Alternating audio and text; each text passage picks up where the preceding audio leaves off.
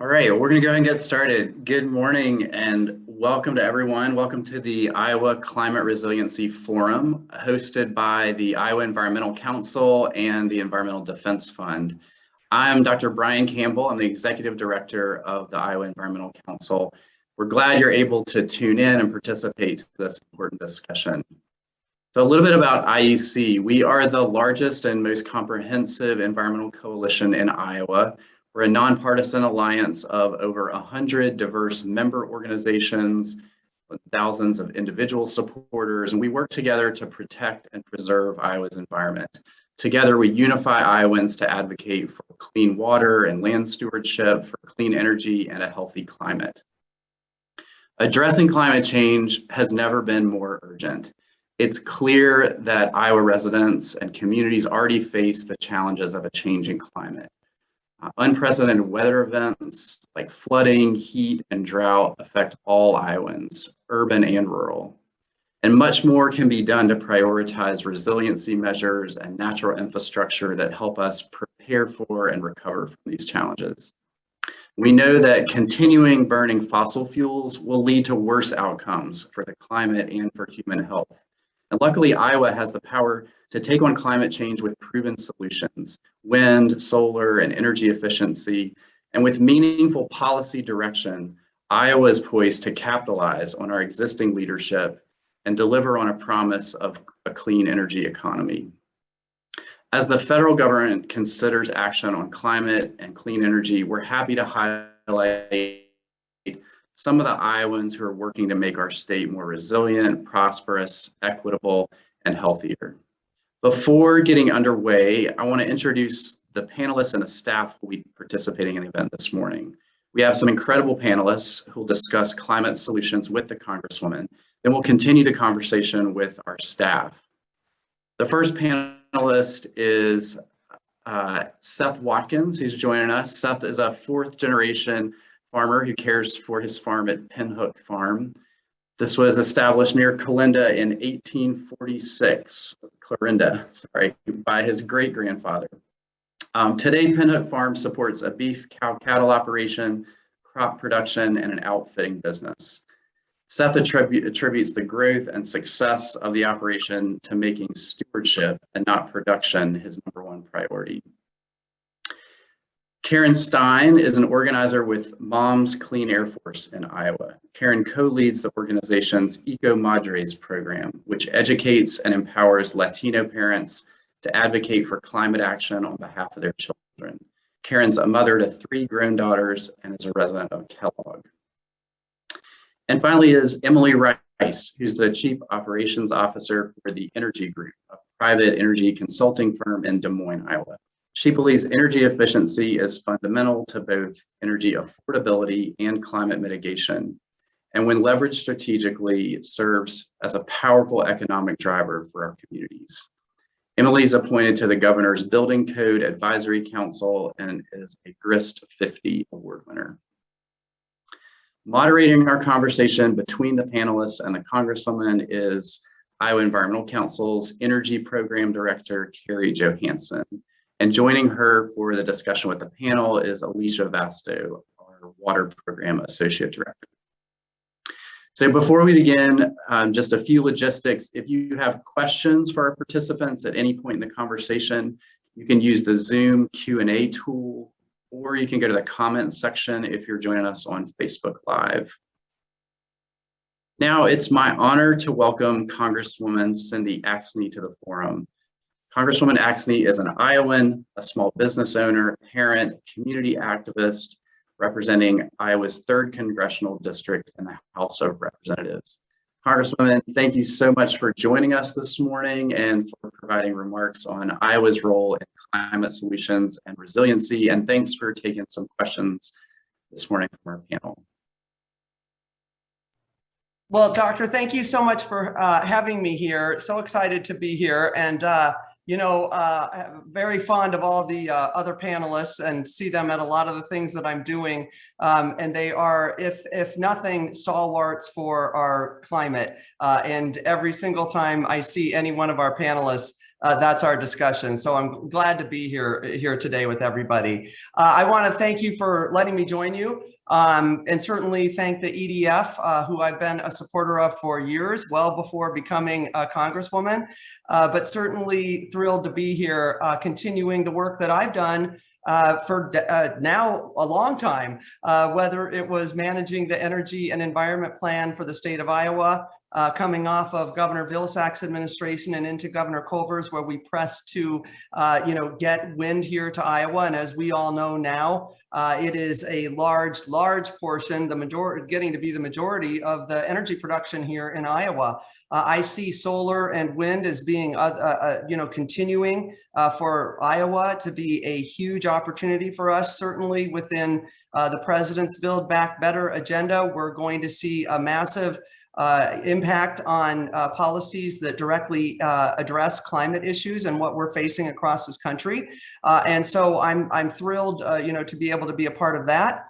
And then continue this hopefully as we move towards our farm bill in 2023. Much of the work that we'll be doing now will help lay some of that groundwork, whether it is looking at the conservation programs within the USDA at now and how we can expand those throughout the Build Back Better Act. But we'll also be looking at, what those plans will be looking like in the future for the Farm Bill as well. So this is a great opportunity for us to look at things holistically and to really make sure that we make our mark when it comes to agriculture and impacting climate.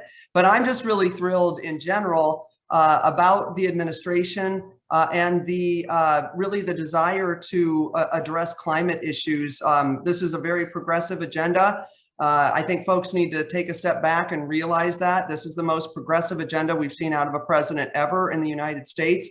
And in particular, in looking at climate, we're firing on all cylinders, whether we are talking about agriculture or, quite honestly, even before this administration, in the Democratic-led House caucus, we made a priority within any of our committees to address two things in whatever bill we're working on. I could be in Financial Services Committee working on something, certainly on Agriculture Committee. It could be education, Homeland Security, no matter what it is. What can we do to address climate and diversity? So as we look at things within financial services, we're looking at like the National Climate Bank Act that I'm a supporter of and an original co-sponsor on that, so that we can actually invest funds for new innovative ideas related to climate for innovators across this country, and match that small amount of government funding with a huge amount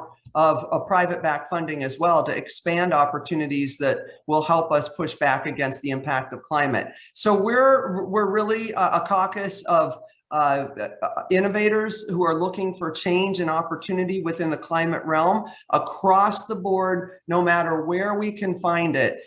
Whether it's financial services is where we've written a bill where we disclose, what your business's risk is for climate. Something that I think many businesses and investors really want to see now.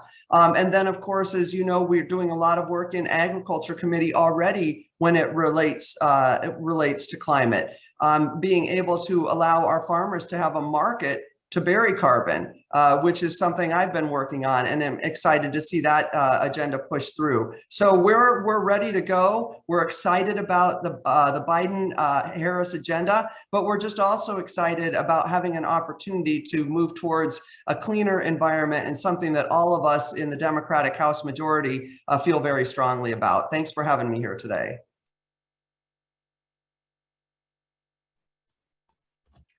Thank you, Representative Axne, for those great remarks. It's great to hear about movement that's happening in DC on these super important issues. So I am going to open it up for some questions from our panelists. And while we're speaking with our panelists, I want folks to put any questions you have in the Q&A. And once we speak with our panelists, we'll take questions from the audience as well. So we're going to kick things off with Seth Watkins. Seth, take it away. Oops, someone's got me kind of under control. So I have no control over my video, but it's great to see you, Congresswoman. You know, I guess I wanted to start. I really do appreciate what I'm starting to see in agriculture. Things are, I mean, obviously markets are better, and whether we like it or not, agriculture is a public-private partnership, and I'm seeing that relationship really get smoother when I go to the NRCS, when I go to the FSA, some of those areas. I think when I thought about what you've talked about with Build Back Better, with the new farm bill coming up, what I see is I see some really exceptional farmers that are doing some great things in terms of carbon-friendly farming, as far as putting that carbon back in the soil. And the beauty of that is not just can that have a huge impact on climate, but it also has immediate impacts on our water, our wildlife, and even our communities. But often as farmers, sometimes we feel like we kind of just respond to what the Farm Bill tells us to do. And yet we've got these great innovators.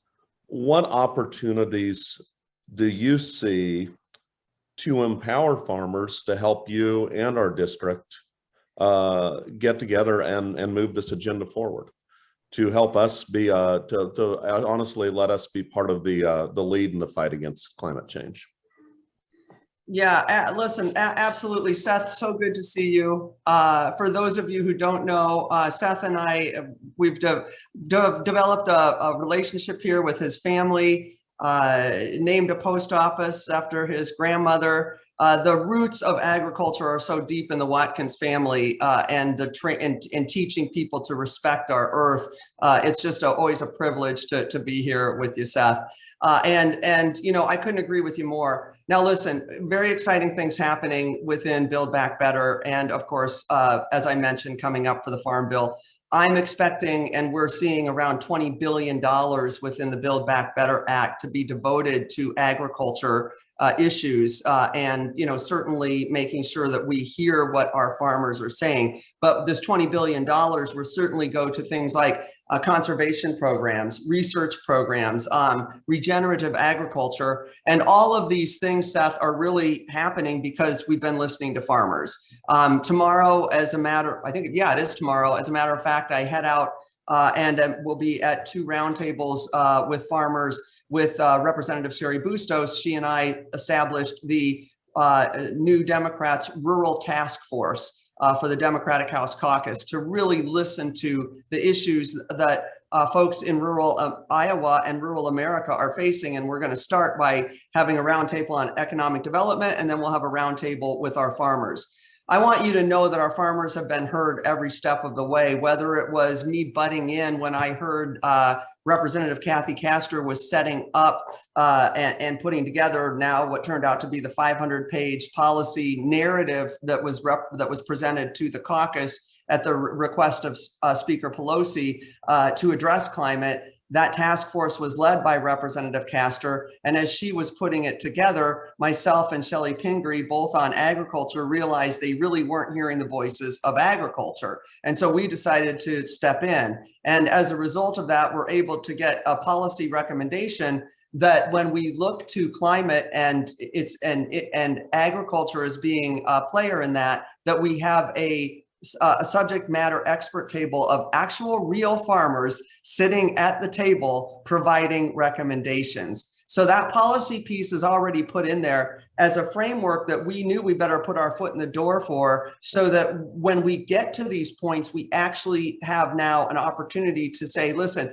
that was agreed upon. Leadership said we should have subject matter experts in the way of real farmers sitting at the table. And now we're going to establish this, you know, for us to get the best pieces of information to move these agendas forward. That will be more of how we can look, you know, at the Farm Bill. It's going to be a little tougher getting everybody's input through establishing, you know, something like that for this Build Back Better. So what we're doing are exactly things like this, talking to folks involved in the environment, talking to folks who are involved in agriculture, bringing their information back. Obviously, we have a huge champion in Governor Vilsack, who's been, thank goodness, there because he gets both sides of this. And you know, we know somebody's in the helm now at the USDA that understands this. But we also have a lot of, you know, support from the EPA. and from the Office of Energy for them to help us push this climate agenda. So the nice thing is right now, Seth, we've got people surrounding policymakers, those who have to implement the policy and those who want to influence the policy in the way of advocacy groups that are all on board with us to move forward the right way. And so that's what gives me a lot of hope and understanding that we will have people like you, people like those who are on this call right now, they're giving us the information. It's what we're doing right now. You've got Sam Ward, Sam's on here somewhere, Sam with my team, who we really moved back to Iowa because we felt it would be best for him to be closer, to be on the ground with folks like you as we are listening to what needs to get done. The more we can be face to face with our farmers and talking with them, like Sam is able to do now and bring that information back, the more we reflect your voices in this discussion. So that we're going to move forward with continuing to, I think very much listen to you. And I think also the USDA's, climate research and climate office, as well as those regional climate hubs, will be really beneficial in kind of, push and pulling information out from around the country. Very good. Thank you. Thank you. Emily Rice.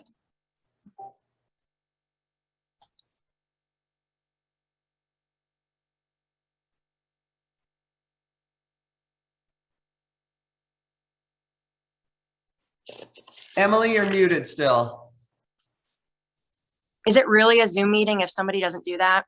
Now we can get started. No, it's not. You're right. Thanks for being here today.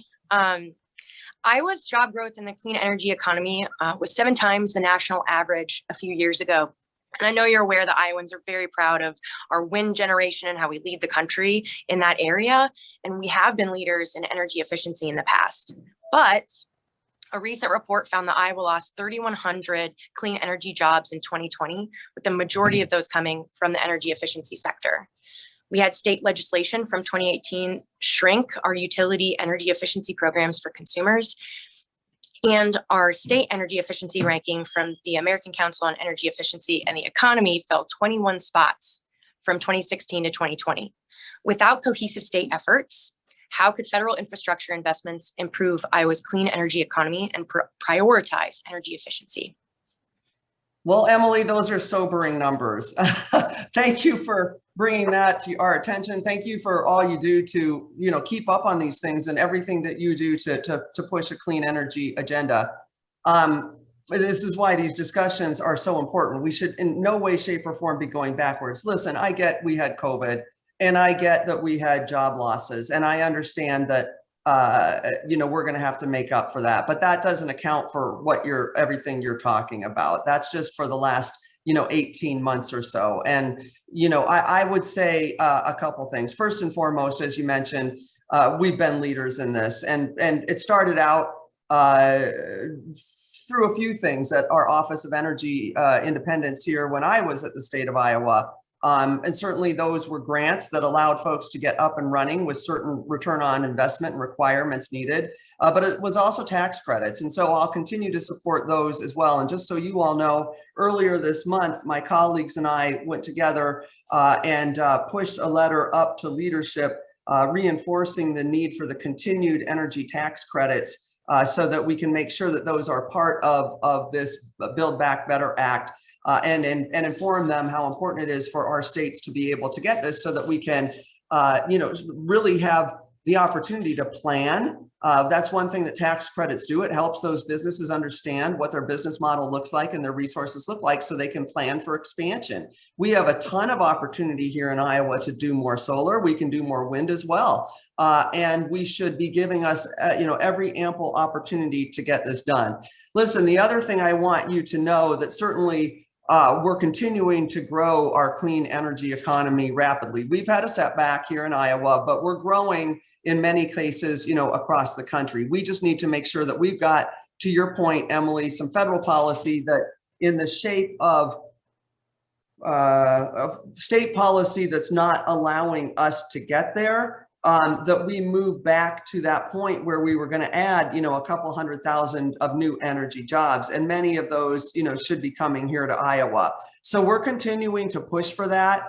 I will continue again to push for tax breaks. I'm continuing to push for more research support in our institutions here. We've got some good things happening in our institutions that relate, to climate and the environment. And we should have more support in Regents institutions around the country that are willing to do this. We have some institutions that receive a heck of a lot of support, while others, could be doing a lot more, and we're not capitalizing on that. So certainly research it, and things like ISU, obviously a great school to help us with this issue. I even think about extended issues like UNI is doing a great job, and I'm starting to work with them on food issues. Food issues go back to our environment as well, go back to our climate, how they're produced. And so when we're wasting food, we're impacting our climate in ways that isn't providing any return on that investment. So I think about UNI and food waste issues they're working on. There's a lot that we can be doing here. It goes back to research and development money, and it goes back to tax breaks, and it goes back to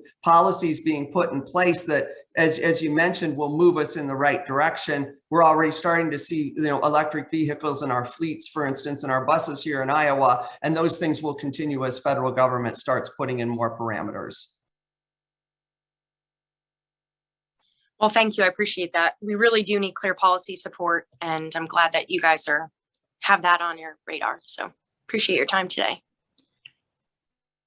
Thanks, Emily. Karen Stein. Okay, I think cannot start video. It's on you again, Carrie. There we go. No. Well, good morning. Anyhow, Congresswoman, it's wonderful to see you.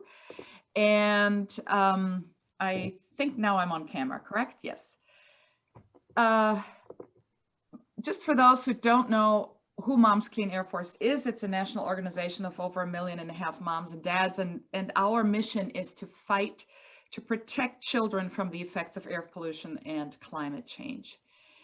And with the warming climate, extreme heat poses a very unique threat to pregnant mothers and their unborn and newborn babies. And one of the very concerning side effects of being exposed during pregnancy to extreme heat is low birth weight. And this is something that affects Latino and African American mothers disproportionately, as most effects of climate change do. And my question is, how can Congress address climate change in a way that focuses on human health for the most vulnerable? Well, Karen, good to see you always. And, Moms Clean Air Force always does just an incredible job of keeping the passion going and the fire burning. And you're so right. We're fortunate to have a speaker who's honestly, her whole job is for the children.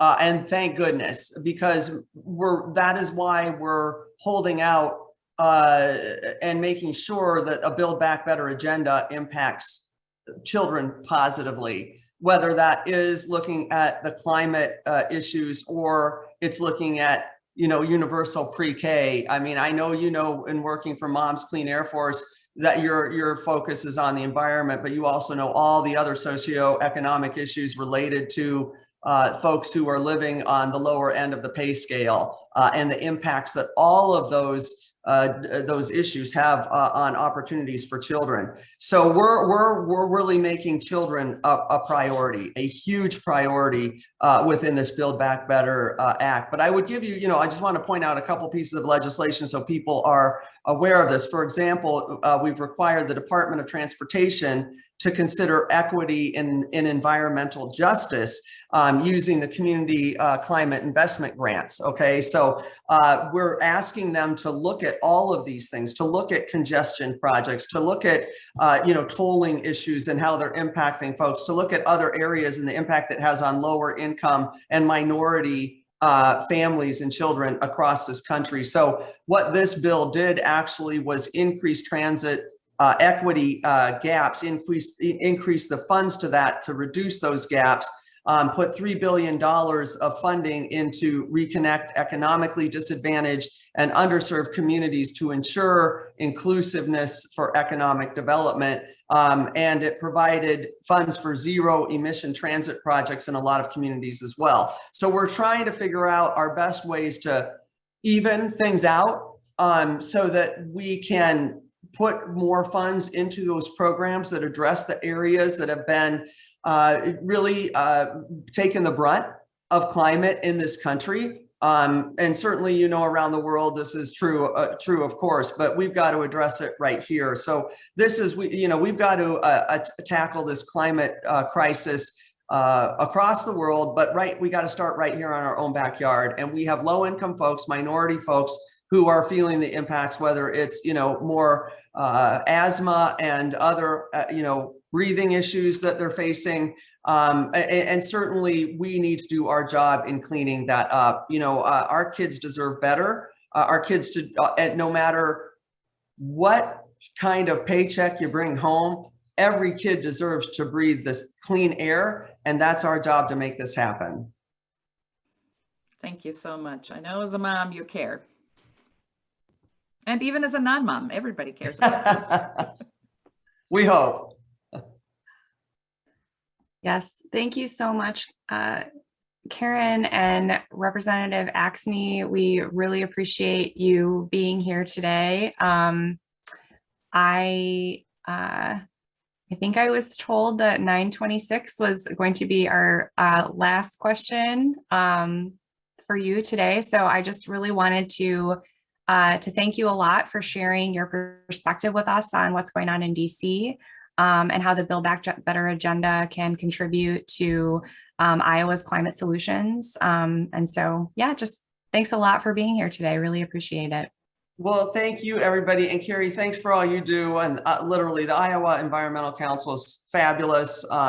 So grateful for all the work that it does. And, we're all in this together. There's just a heck of a lot of very focused people in Iowa that know this is our opportunity to start really cleaning things up. Agriculture is one aspect of it, but we certainly have a lot more to address when it comes to our environment. And thankful for all that you do and looking forward to continue to partner with you. And to Emily's point, we need to be doing more from federal, state, local, and our advocacy groups all throughout that pipeline, to help us with that connectivity, because the more that we can do, the better off we're going to be. Thank you so much, everybody. Have a great day.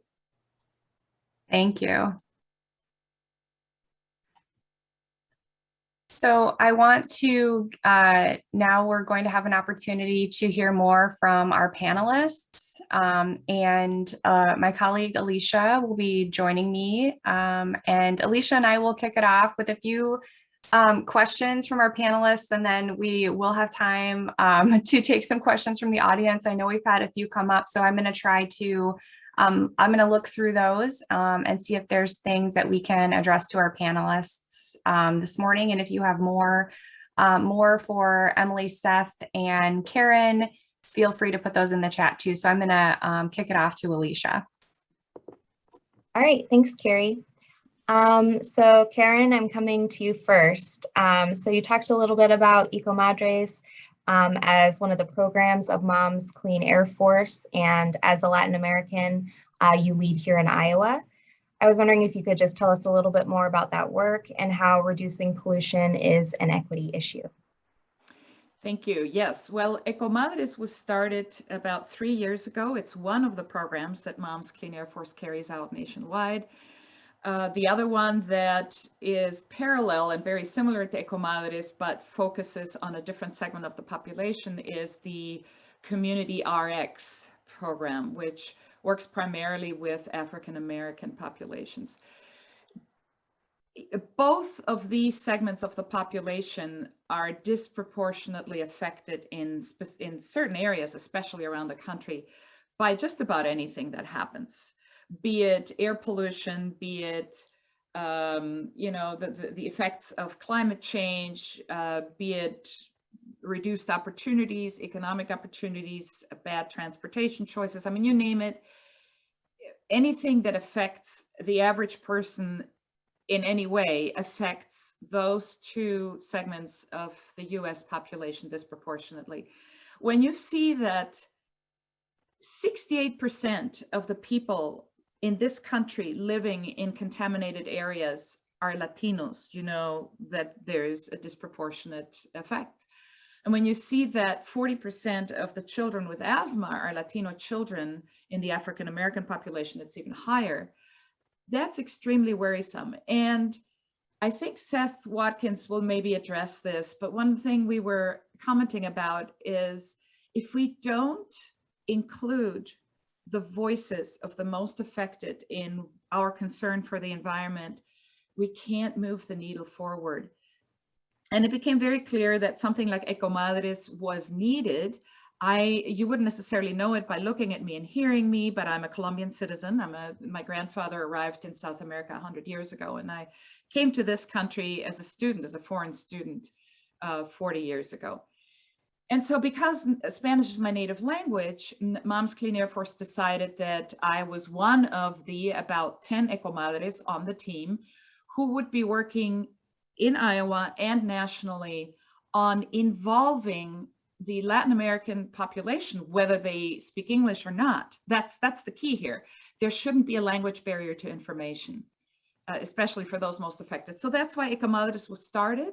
There are certainly states where my colleagues deal with a much higher proportion of Latinos than here in Iowa, but the Latino population in Iowa has grown tremendously since I've lived here. And when you go to places like Muscatine, there are 3 generations of Latino families. Many of them don't speak Spanish anymore, but that's irrelevant.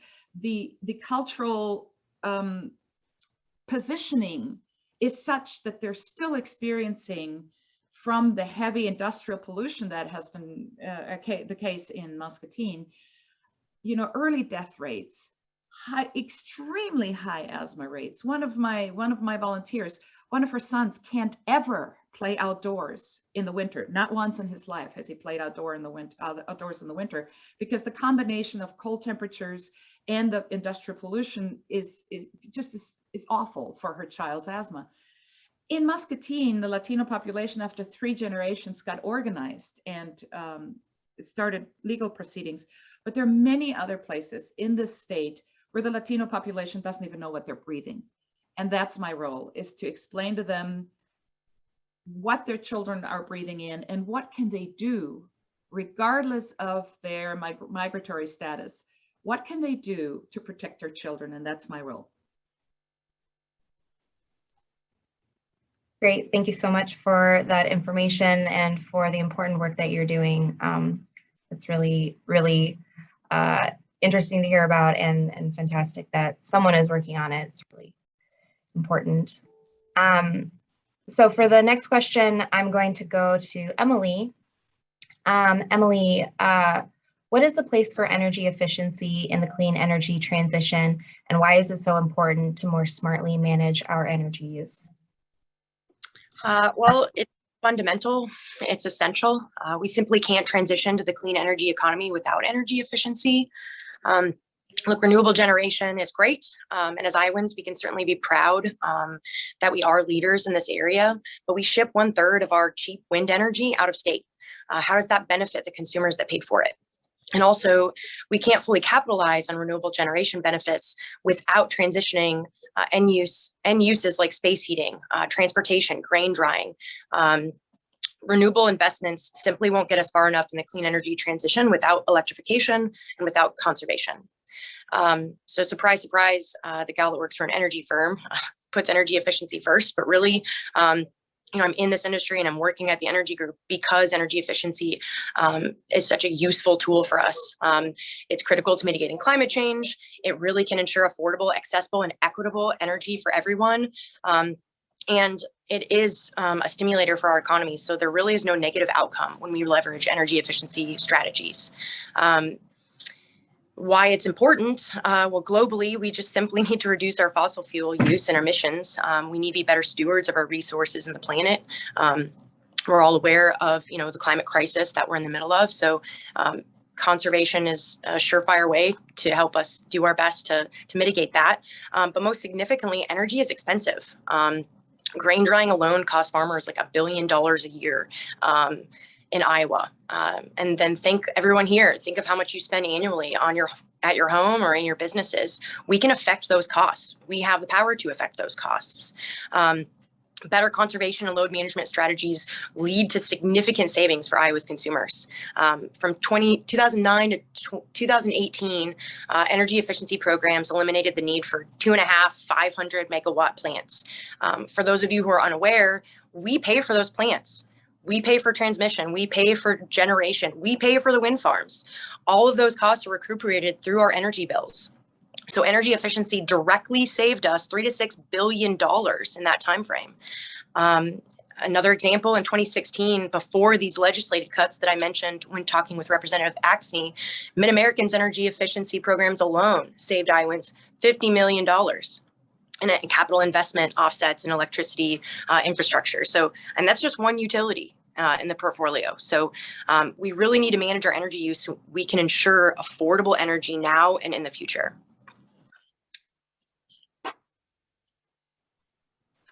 Thanks a lot, Emily. You know, I agree with you wholeheartedly. I want to talk to Seth. I'm super interested in, I know that you recently decided to host a wind turbine on your farm. And so I'm interested in kind of what went into your decision. I know it's usually a good financial decision, but aside from that, what went into your decision to decide to take that on as part of your operation? Right. Honestly, it started probably when I was 5 years old during the Gulf energy crisis in the early 70s. And I was far enough from town, I didn't play Little League or anything like that. So I had to watch the news and I'd lay awake at night, then really stressed out about what I was seeing.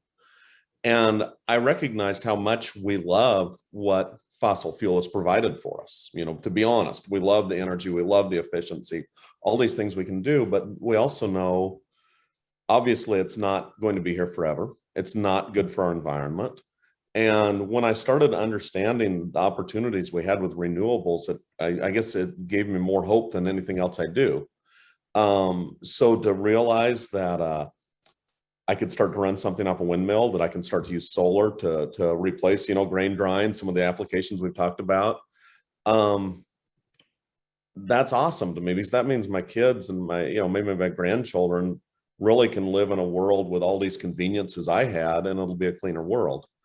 And I guess to me, that's also worth it when we hear some of the anti-rhetoric about wind, which is really silly, and I'm sorry we have to hear it. But and then finally, as someone in the cattle business, the reason the guys in Texas did so well with cattle is they all had oil wells. They had alternative income coming in, and windmills and solar have potential to be our way to diversify our farms, to have the income we need. And at the end of the day, the more diverse we can make our farms, the better we can use our land, the better decisions we make about the conservation practices we apply to it. When you're strapped in debt, it's really hard sometimes to make good decisions. So diversifying those income streams really gives us more opportunities to work forward. And then the final area that I love is I've since the mid 80s, I've seen an exodus of people from where I live, and the wind jobs are real, and I'm seeing young people graduate from high school and they're staying here and having good jobs.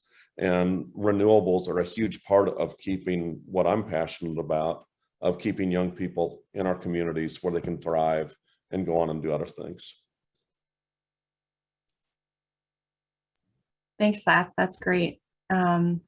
So I was looking through, I know that there were quite a few audience questions for the Congresswoman that we were not able to get to. I apologize for that, but I think some of our panelists could address some of these questions. So we had a question about a federal bill that was focused on helping to close the gap and addressing disproportionate impacts on Latino and African Americans when it comes to climate impacts. Karen, I know you track federal things a little bit more closely than the rest of us. Is that a bill that you're familiar with, or something you could speak to about what the federal government is doing on that front at all? Yes, there is something very important. It's called the Momnibus. That's the nickname for it. And it's basically a collection of bills that addresses the health of mothers and their newborns and the process of pregnancy. That's something that I was bringing up. And that will be, just watch out, because we're going to be working on that very intensively starting next week or the week after. It's been introduced, it's written. In fact, Moms Clean Air Force was able to author one of the 12, it's the clause is not the right word, I'm blanking out. But the bill contains 12 subsets of items, and one of those was contributed by Moms Clean Air Force that specifically asks Congress to act on climate change impacts on pregnant mothers. The other parts of that momnibus are, generally speaking, how do we improve access to health care for expecting mothers? How do we keep a census of what environmental impacts are affecting moms in each location, because you can't just cover everything. What happens in Iowa may be different from what happens in Houston.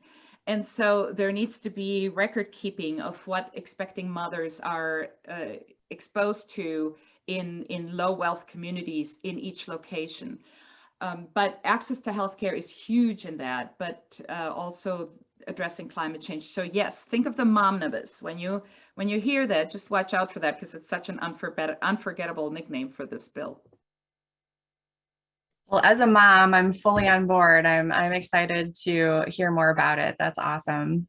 We had an audience question for Seth, someone who's intrigued to hear more specifically about your farming operation and how you integrate cattle on the land and practice regenerative agriculture. So looking for your little overview of your operation there, Seth. I guess I was just lucky to always try to find best land use. I guess where I'm going to kind of take advantage, I've seen people concerned about issues of methane, some of those things with the cattle. And I think what we have to remember is not every acre is suited for crops. Not every acre is even suited for vegetables. There's challenges with that. But when we really do apply this best land use of forage, of the right rotations with our crops and some of those things, we really move into this realm where agriculture becomes a big part of the carbon solution. And that's where I addressed it earlier. We hear regenerative agriculture, we hear sustainable agriculture. All of those fall under an umbrella of carbon-friendly farming. And what it comes down to is any farming practice that puts carbon back in our land, in our soil, and pulls it out of the atmosphere, has many other good factors. I think the other thing we have to do is look historically. When we think about methane again, we're seeing solid data that when we do graze appropriately, we're seeing an opportunity again for livestock to be a carbon sink. And I think we have to remember that this rich Iowa soil that we have, that we've all benefited so much from, was built up from tens of thousands of years of grazing by ruminant animals. Whether it was an antelope or a bison or deer or elk, those are all just like our cows. They have a rumen and they produce methane. So I think it's how we do this and how we use our land that give the opportunities. For me, I think that goes back to the part about empowerment also. I think when we see something that doesn't maybe look right or feel right, it's okay to trust the other side of our brain, the artistic side of our brain, to question it, and then use that scientific part of our brain to understand why and how, so we move forward with fixing those problems. But it's just been, I guess it's the kind of farming that's just allowed me to sleep at night, to be honest. Thanks, Seth. Thank you, Seth. I'm going to turn back to Emily with this question. Emily, which sectors does Iowa have the most opportunities to reduce energy waste? And are there any specific examples of projects that you'd like to highlight for us? So I'm no longer thinking in terms of just energy waste reduction. I think we definitely need to drive electrification and combine that with high performing equipment, high performing buildings, and renewable energy. So that said, Iowa's the 4th largest consumer of hydrocarbon gas liquids, which is mostly propane. And that consumption comes from, you know, 1/8 of our homes are heated with propane. It's primarily from drying our grain. Natural gas makes up 1/4 of our energy consumption in the state, and nearly 2/3 of our homes are heated with natural gas. So I see transitioning these fuels as a big area of focus for us, and there's a lot of opportunity here because it's not just about reducing energy waste. We need to be thinking about, you know, the best source energy. Given that the industrial sector uses more than half of our energy in the state, this is an area that we should definitely be prioritizing. We've worked with the Iowa Economic Development Authority to develop a combined heat and power sensitivity analysis for small to medium applications in industrial settings. So there's a lot of opportunity there. Unsurprisingly, a lot of the barriers came down to your utility costs, right? The electric rate. And that's, like I've talked about, something that we can affect. And, you know, if we can get some clear, you know, policy support, you know, we could pave the way for some really breakthrough technologies in our industrial sites. Renewable energy and battery storage, lean practices can achieve quite a bit. There's also really fascinating and innovative technology in cold storage that we could be applying. I also just want to mention a few technologies that I think we could be doing more with, solar thermal heat pumps. You know, New England, the northeast part of the country, can transition to heat pump technology and heat pump systems in businesses and homes. There's no reason why we can't be leveraging that technology here. And also high efficiency and passive cooling. I think we need to see a lot more of that here in our buildings. I think 28% of our global emissions come from buildings. So there's just a lot of opportunity there in Iowa's aging building stock. And finally, and I know this isn't necessarily, you know, energy waste reduction opportunity, but we really need clear policy support.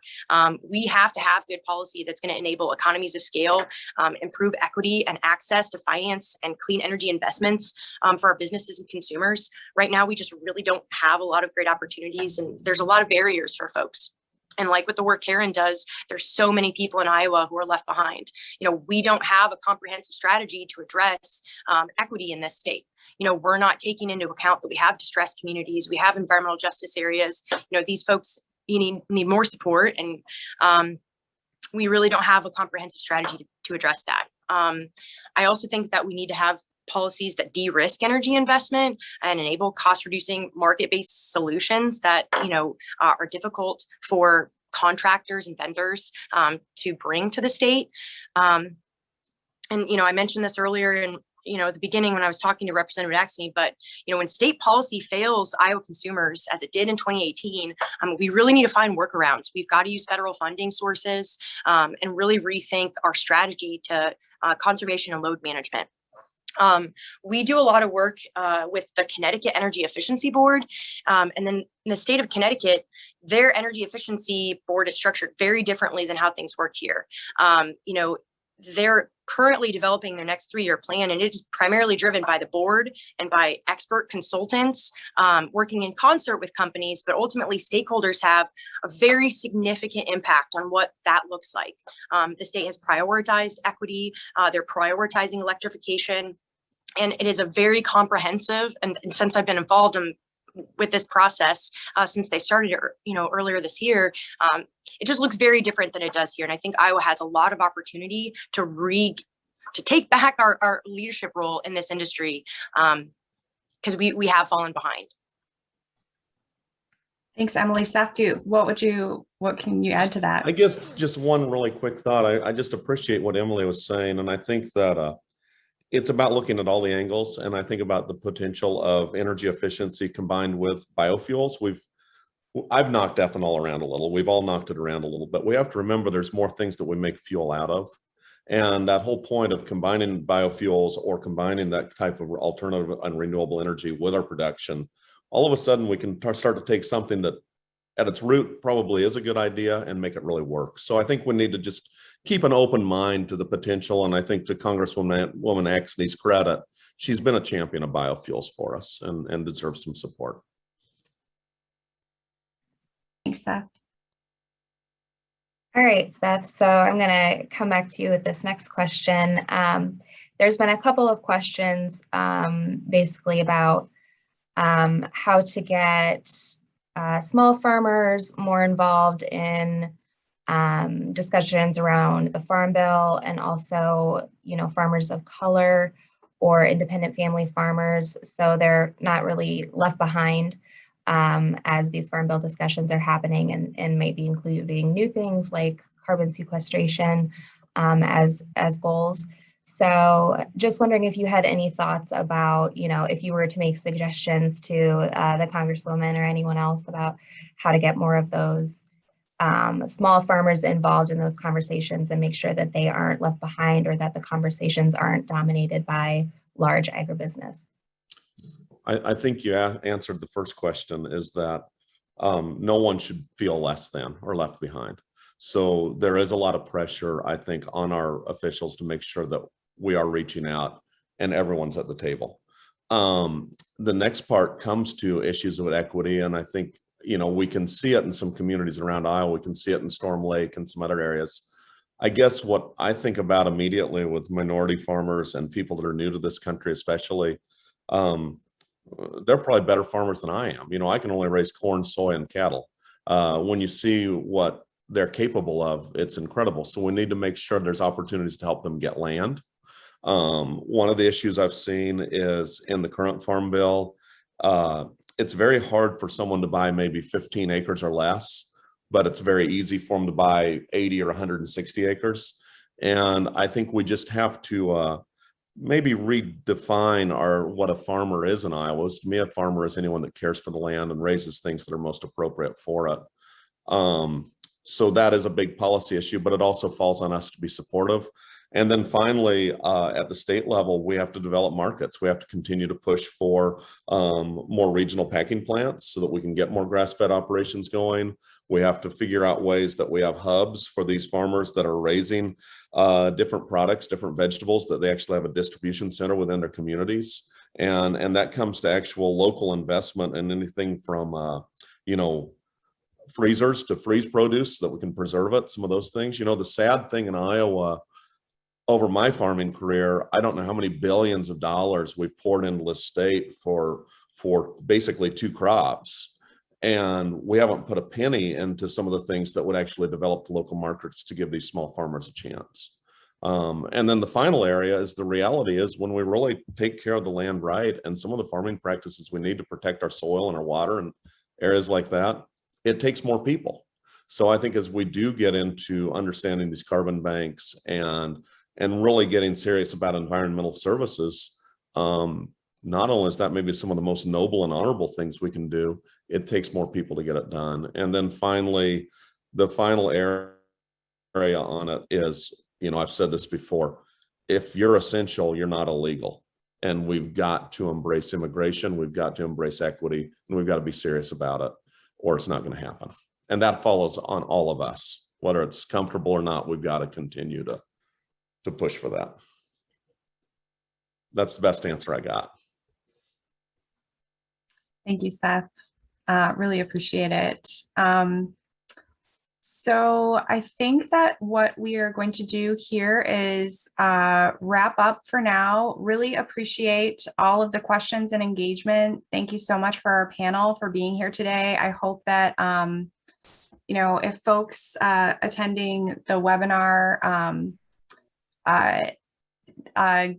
look more into Mom's Clean Air Force, the Momnibus, efforts related to energy efficiency and regenerative farming. And please, feel free to reach out to IEC as well with any questions that you had from today. So I will kick it back over to Brian Campbell to close us out today.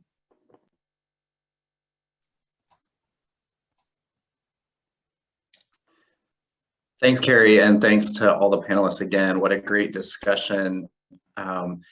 We've had, well over 100 people participating. I see lots of familiar names in that list of attendees and lots of new folks as well. And I think it's really exciting to be part of a conversation like this, to feel like we're all part of such a powerful movement to move towards, being a healthy Iowa that has, a strong, healthy economy and a healthy environment as well. So I just want to thank again the Environmental Defense Fund for partnering with the Iowa Environmental Council to host this first Climate Resiliency Forum today. And I want to share with you a little bit about some upcoming events that IEC is hosting. So before I do that, you can continue to contact your representatives in Washington, the whole delegation from Iowa, about the issues we talked about today. Go to our website, iaenvironment.org. As you see there, /climate action 21. There should be a link in the chat for you to click as well. And you can go there to send an action alert to contact our representatives in Washington, our senators, about support for these kinds of policies.